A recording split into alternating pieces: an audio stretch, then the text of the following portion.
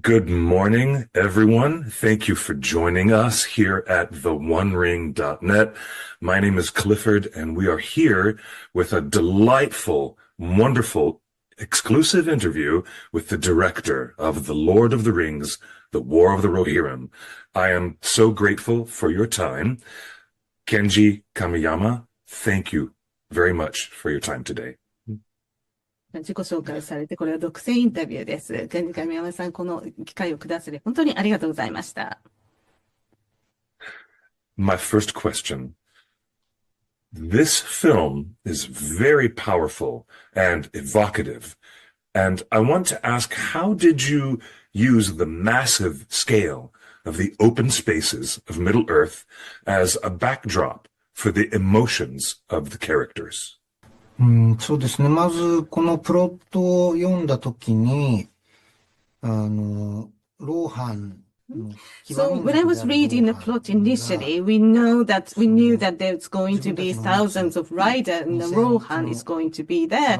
And we needed to these 2,000 riders had to go out to the war.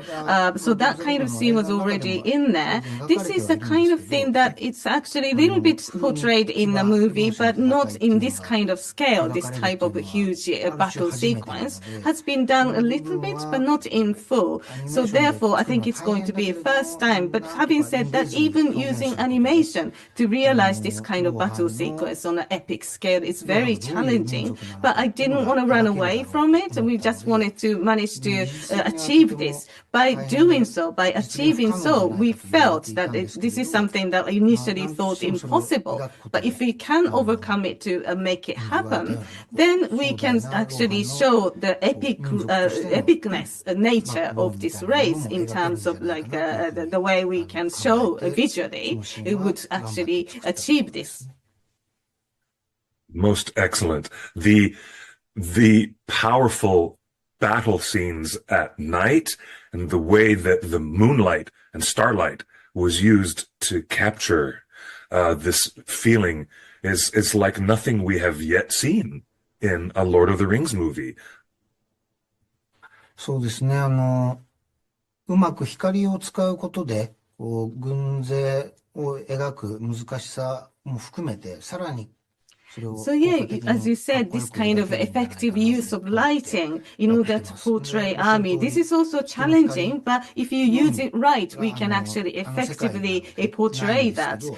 This is a world that only moonlight exists anyway, so we needed to utilize that. But if you look at carefully, in the downlanding side, when they're using the fire, there must be burning not just the wood, but also not just the oil, but maybe they have some different kind of chemical, maybe magnesium, something like that. So the fire looks a little bit greenish color.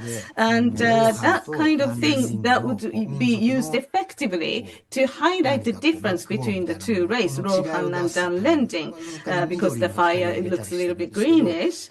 And that kind of thing, subconsciously, audience get to feel the sense of difference between the two. Another thing that we wanted to use in order to highlight the difference is the use of drums in the music, because in the Lord of the Ring music, we didn't actually listen to, they didn't actually use so often the percussions. They tend to use the horns, that sort of musical instrument. But deliberately, we use the kind of Japanese wadaiko style drumming that again sort of highlighting the difference. This is really downlanding, different from Rohan.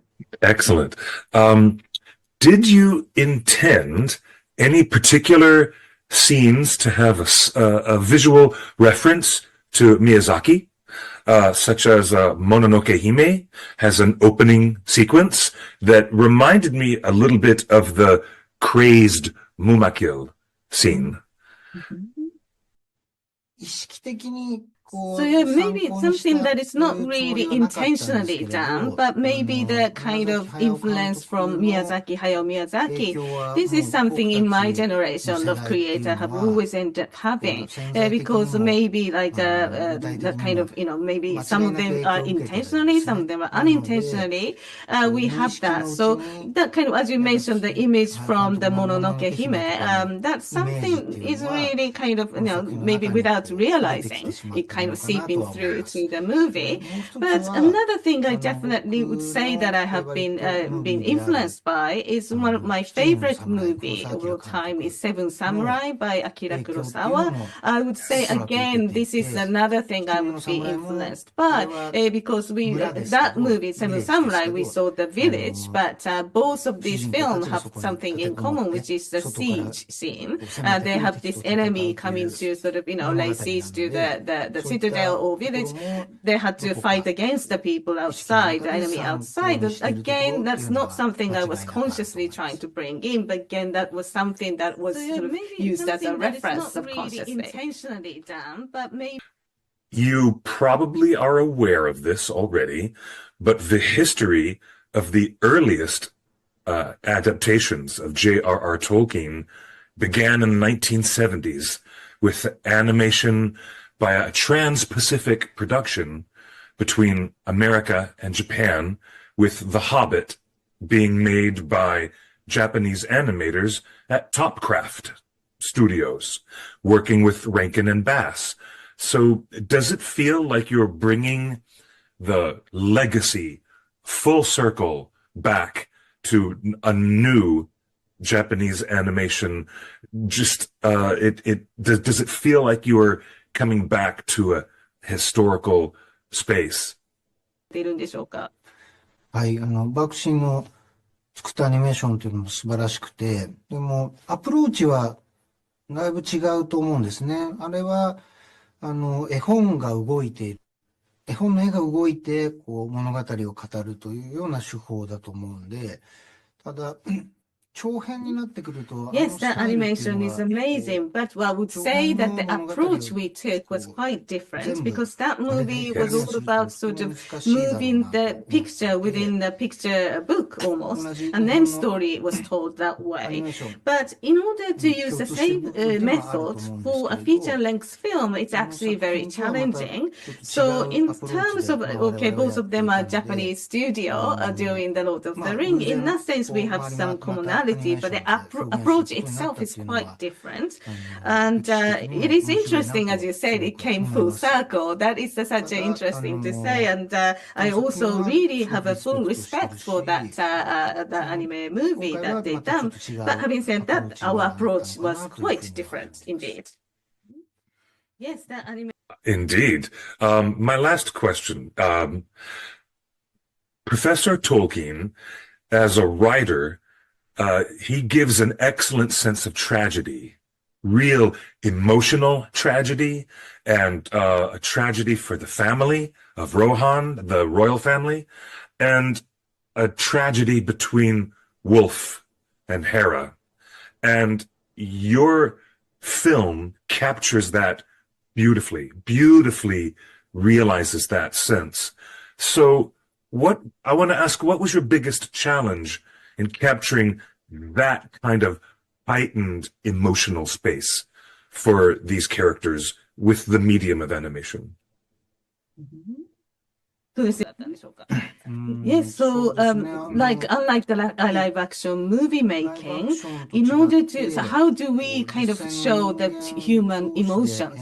That is again one of the challenges because we are talking about codes to be used for the animation rather than the actual people performing. So in order to depict that kind of deep human emotion, express it, that is actually biggest challenge because unlike the Disney anime movie, the Japanese traditional animation style is not really sort of known for sort of expressing the detail on the facial expression, and so that is limited to anime, which means that in the Disney animation style, the whole of the body is moving, but in the Japanese animation, certain parts of the body is static, not moving. So because of that, in order to show the emotion in the character within the scene, we couldn't really sort of rely on the facial expression or some kind of subtle movement.